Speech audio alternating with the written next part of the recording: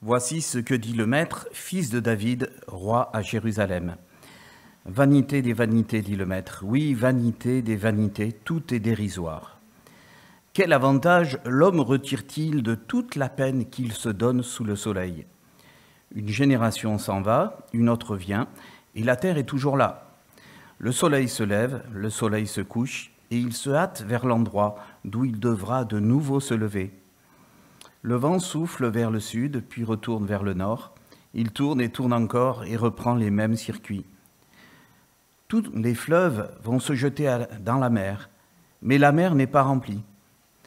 Les fleuves ne cessent de couler toujours vers le même endroit en suivant leur cours.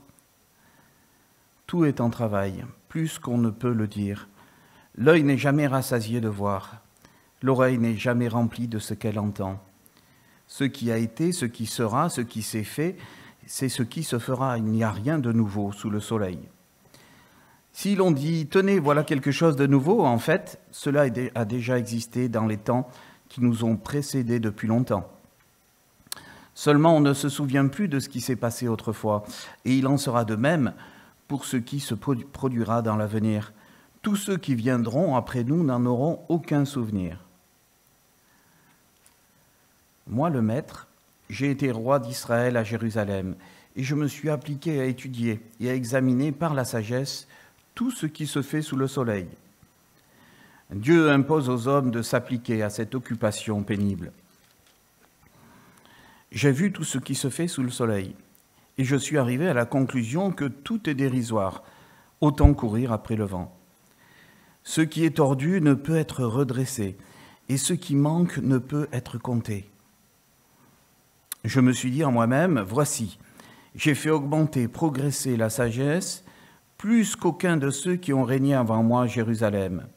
J'ai acquis beaucoup de sagesse et de connaissances. Je me suis en effet appliqué à connaître la sagesse, ainsi que ce qui est fou et ce qui est stupide. Et je me suis aperçu que cela aussi, c'est comme courir après le vent. Car plus on a de sagesse, plus on a de sujets d'affliction. En augmentant sa connaissance, on augmente ses tourments. Alors ce livre fait partie des écrits de sagesse de la Bible. Chers amis, n'a-t-on pas tous besoin d'un peu de sagesse pour vivre? On dit qu'un adolescent devient adulte quand il peut quitter sa famille pour subvenir à ses propres besoins. Il est censé alors être capable de prendre de bonnes décisions, tout seul, et vivre de manière indépendante. Mais même quand on a 30, 40 ans ou plus, on a tellement de décisions à prendre chaque jour qu'il nous faut bien faire le constat de nos limites et souvent de nos échecs. L'auteur du livre de l'Ecclésiaste s'est posé la question du pourquoi de nos décisions personnelles, de la valeur de nos activités et de la position de l'homme par rapport à Dieu. Dans sa manière de procéder, dans tout ce livre, le sage examine des situations de la vie courante et constate qu'il existe toujours quelque chose qui arrive, mais son contraire qui peut arriver également, sans que cela ait de sens apparent. Cela donne un peu un effet de surprise quand on lit le livre et peut embrouiller notre esprit. À la première lecture, on pourrait croire que l'auteur est pessimiste de nature. Il emploie régulièrement des formules qui sont déprimantes même. Vanité des vanités, tout est dérisoire. Autant courir après le vent. L'homme ne peut plus rien découvrir. Il n'y a rien de nouveau sous le soleil. C'est comme des ritournelles qui indiquent finalement le thème central du livre, la fragilité de la condition humaine. Et si on en reste à cette première impression de pessimisme, eh bien on sera dépité par ce livre. Mais l'auteur va plus loin que cet apparent pessimisme. Par ses réflexions sur la vie et la manière de la mener, il pose des questions fondamentales à l'homme. Comment et pourquoi vivre? Quel est mon avenir? Pourquoi les incertitudes, les accidents, la mort? Et Dieu dans tout ça? Et c'est à ce titre que ce livre de l'Ecclésiaste mérite d'être lu et relu. Il propose aux croyants une sorte d'art de vivre au quotidien dans la volonté de Dieu. Nous allons donc, dans un premier temps, avoir un aperçu de la condition humaine. Puis nous parlerons de notre vie quotidienne où nous avons tous le choix de rejeter ou de vivre avec Dieu.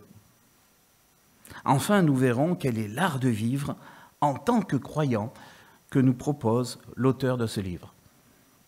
Voici le programme.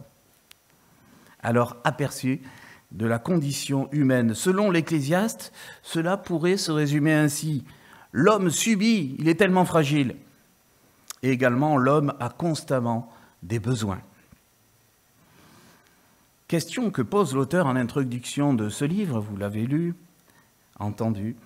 Quel avantage pour l'homme de se donner du mal dans toutes ses activités alors qu'il est soumis à de multiples cycles naturels que Dieu a établis lors de la création. Il y a en effet le cycle générationnel.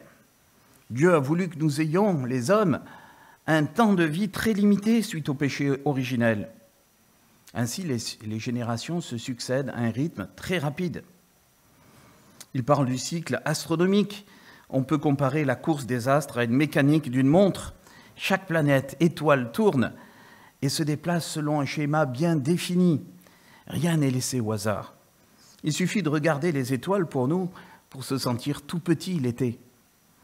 Être émerveillé par le Créateur et la puissance sans limite qui maintient tout cela dans un bon équilibre. Le cycle des saisons existe pour renouveler les arbres, les fleurs et permettre à nos agriculteurs de fonctionner en leur temps pour leur activité. Le sage cite également le cycle de l'eau et enfin le cycle de la vie où tout est constamment en travail, se multiplie et se reproduit.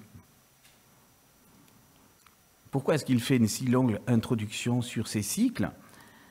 Eh bien, cela nous montre, quelle que soit l'implication de l'homme, l'homme n'a aucune prise sur les cycles naturels institués par Dieu.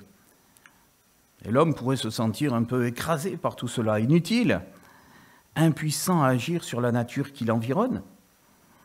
L'homme ne peut qu'accompagner ces cycles et faire avec dans sa vie de tous les jours. Dans ce sens, le sage souligne le caractère fragile de l'homme et de ses activités.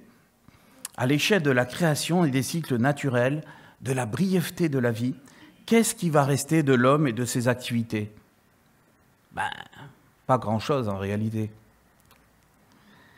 Le sage en conclut-il que la vie est inutile? Pas du tout. Plus loin dans le texte, ses réflexions sur la recherche du bonheur indiquent la grande valeur qu'il accorde à la vie humaine. La vie humaine n'est pas inutile, au contraire. Ceci dit, l'exemple donné des cycles montre que l'homme a une toute petite place devant la grandeur de la création et devant le Dieu créateur et tout-puissant. Le sage, en quelque sorte, nous place tous, au début de son livre, dans une perspective d'humilité. Après avoir parlé de tous ces cycles, le sage observe l'homme dans ses besoins insatiables. Au verset 8, nous l'avons lu. Tout est en travail, plus qu'on ne peut le dire. L'œil ne se rassasie pas de voir et l'oreille ne se lasse pas d'entendre. Il est très facile de constater que les besoins de l'homme sont constamment insatisfaits. Quel que soit son âge, sa condition sociale, son sexe, qu'on soit en couple ou célibataire,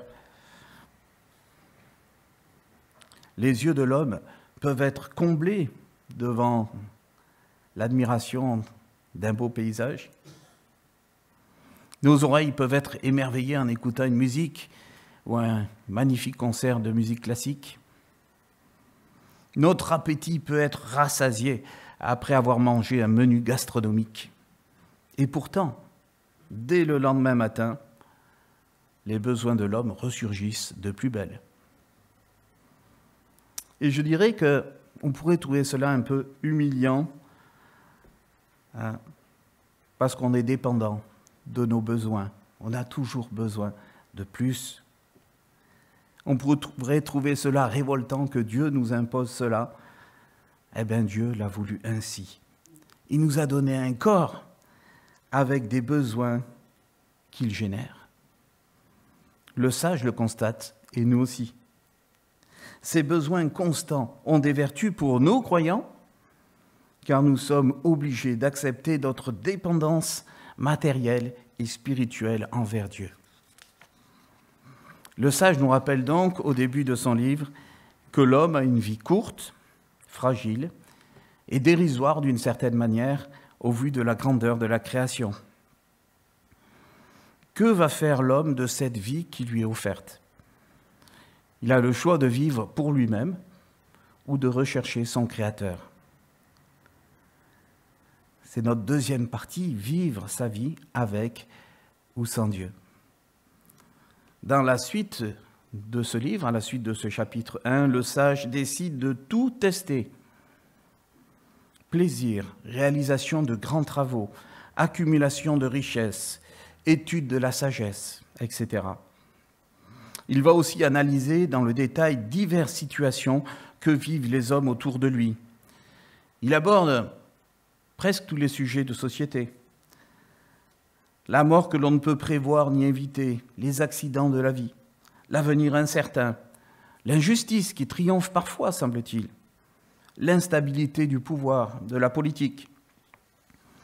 Il constate aussi que l'on soit païen ou croyant, qu'aucun ne peut prévoir ce qui lui arrivera demain. Concernant la condition humaine spirituelle, l'Ecclésiaste constate 3 éléments essentiels tout au long de son livre. Que l'homme est marqué par le péché, que l'homme a la pensée de l'éternité et que l'homme sera jugé. Tout d'abord, l'Ecclésiaste constate que l'homme est pécheur dans sa nature intrinsèque. Je suis pécheur, tu es pécheur, vous êtes pécheur. Chapitre 7, verset 20. Certes, il n'y a sur la terre point d'homme juste qui fasse le bien et ne pêche pas. Voici son constat. Ce verset a été repris avec force, cela peut-être fait écho dans votre tête, par l'apôtre Paul, qui, s'adressant aux chrétiens de Rome, Romains 3, verset 9, disait ce qui sépare fondamentalement l'homme de Dieu, c'est le péché. Il est saint, nous sommes pécheurs, il ne peut pas y avoir de rencontre. Il disait, tous sont péchés et sont privés de la gloire de Dieu. Qu'est-ce que c'est la gloire de Dieu? C'est de sa présence, c'est de sa sainteté. Il y a un problème. Au verset 29 du même chapitre, l'Ecclésiaste parle de l'origine du péché. Il a été introduit par la faute de l'homme. Voilà la seule chose que j'ai trouvée. Dieu a fait les hommes droits, mais eux, ils ont cherché beaucoup de complications. C'est une manière amusante de le dire. Cela nous ramène aux origines où l'homme a été séparé de Dieu en se laissant tenter de goûter aux fruits de l'arbre de la connaissance du bien et du mal, n'est-ce pas? Cela l'a contaminé au péché pour toujours, de génération en génération. Heureusement, malgré ce péché, Dieu n'a pas oublié sa créature. Il interpelle chaque homme tout au long de sa vie pour retrouver cette communion originelle perdue. Cette communion où l'homme était avec Dieu en vis-à-vis. Comment ce miracle serait possible? Eh bien d'abord parce que Dieu a donné une capacité particulière à l'homme par rapport aux animaux. Il lui a donné la capacité d'envisager l'éternité. Ecclésiaste 3, 11, Dieu fait toutes choses belles en son temps. Il a implanté au tréfonds de l'être humain, dans sa tête, dans notre cœur, le sens de l'éternité. Et pourtant, rajoute-t-il, l'homme est incapable de saisir l'œuvre que Dieu accomplit du commencement à la fin. Le sage affirme donc que Dieu donne à chaque homme la vision qu'il y a quelque chose d'après cette vie, qu'il y a quelque chose au-dessus de nous. Cette capacité à appréhender l'éternité devrait motiver quelque part tous les hommes à rechercher Dieu avec empressement. Le réalisme nous témoigne cependant que l'homme peut vivre sa vie entière sans se préoccuper de Dieu. La vie offre tellement de choses à découvrir et à faire. Il est très simple en réalité de mettre Dieu de côté, de chasser, de mettre cette vision d'éternité sous le tapis, cette vision que Dieu a implantée en nous. L'Ecclésiaste dit que Dieu ne révèle pas la complexité de son plan aux hommes. Vous l'avez noté aussi, de ses actions. Il ne nous révèle pas tout. Ça serait trop compliqué pour nous, certainement. Mais il dit la chose la plus importante, c'est que Dieu a un plan. Et nous, chrétiens du XXIe siècle, nous sommes heureux parce que nous lisons la Bible. Nous l'avons en entier et nous pouvons comprendre le plan du salut que Dieu a mis en œuvre par Jésus-Christ. Alors que l'Ecclésiaste, lui qui écrit ce livre, ne l'a pas vu ça. Il ne l'a vu qu'en espérance. Oui, Dieu a pris en main les choses pour résoudre le problème numéro 1 des humains, le péché, par le moyen de Jésus-Christ, et ainsi répondre à nos questions existentielles sur le sens de l'éternité. Le sage parle enfin de ce qui attend tous les hommes, je vous le disais tout à l'heure, le jugement à venir. Nathan parlait de résurrection tout à l'heure, mais il y a aussi le jugement qui va précéder la résurrection des corps des païens ou des croyants. L'Ecclésiaste est très réaliste. Il précise que la finalité est la même pour nous tous, la mort physique. Mais il va plus loin. Un jugement à venir attend tout être humain. Et il insiste sur cette notion de jugement à de nombreuses reprises dans son livre. Je vous cite que 2 exemples. En 3,17, Dieu jugera le juste et le méchant, car il y a un temps pour toute chose et un jugement sur toute œuvre. Ou en 11,9, jeune homme, réjouis-toi pendant ton adolescence, que ton cœur te rende heureux pendant les jours de ta jeunesse. Marche dans les voies de ton cœur et selon les regards de tes yeux, mais sache que pour tout cela, Dieu te fera venir en jugement. Ce jugement annoncé, tous les prophètes en ont parlé, ainsi que l'apôtre Paul, l'apôtre Pierre et Jésus lui-même.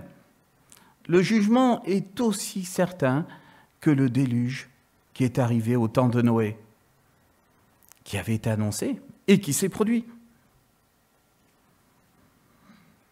Cette notion de jugement devrait, elle aussi, motiver l'homme à chercher Dieu par crainte de ce jugement à venir, par crainte tout simplement d'être perdu. En tout cas, et c'est ça qui est merveilleux, chers amis, pendant le temps qui lui est donné, tout homme peut rechercher avec sincérité et persévérance à découvrir Dieu. Il peut rechercher la réponse à ses questions. Et quand cela se produit, quand il y a cette rencontre, désormais vivre en sa présence, dès maintenant et pour l'éternité. Cette rencontre qui est pleinement personnelle, nous n'en héritons pas de nos parents. Nous pouvons être chrétiens, nos enfants ne le seront peut-être pas. C'est une rencontre personnelle avec Dieu qui change du tout au tout le sens des priorités pour nous croyants. Ainsi donc, malgré les turpitudes de la vie, l'Ecclésiaste présente une sorte d'art de vivre pour le croyant, une manière de considérer les événements avec un regard plus aiguisé. Ce livre de l'Ecclésiaste s'adresse avant tout aux croyants. Être chrétien et pratiquer un art de vivre, c'est notre 3e partie. Alors que dit le sage qui médite à ce sujet, sur les conditions de nos vies, sur quoi faire ? Il parle régulièrement de ce que l'homme fait chaque jour, de ses activités. À quoi sert tout cela dans une perspective spirituelle ? Le sage apporte un début de réponse au chapitre 3, 9.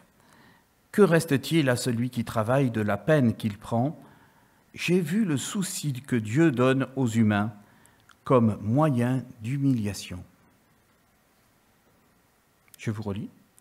Que reste-t-il à celui qui travaille de la peine qu'il prend? J'ai vu le souci que Dieu donne aux humains comme moyen d'humiliation. Humiliation, c'est un terme très fort qui appuie là où ça fait mal, à notre orgueil humain, bien sûr. C'est-à-dire que Dieu demande à tous les hommes, et aux croyants y compris, il dit qu'il voudrait que nous vivions notre vie terrestre dans la soumission à Dieu, sous son autorité, en acceptant de dépendre de lui. Se comporter en adulte, ce n'est pas se rebeller contre Dieu et chercher notre indépendance et faire ce qui nous plaît. C'est au contraire vivre par lui et pour lui. Comprendre qu'en lui se trouve notre réconfort dans les bons et dans les mauvais moments.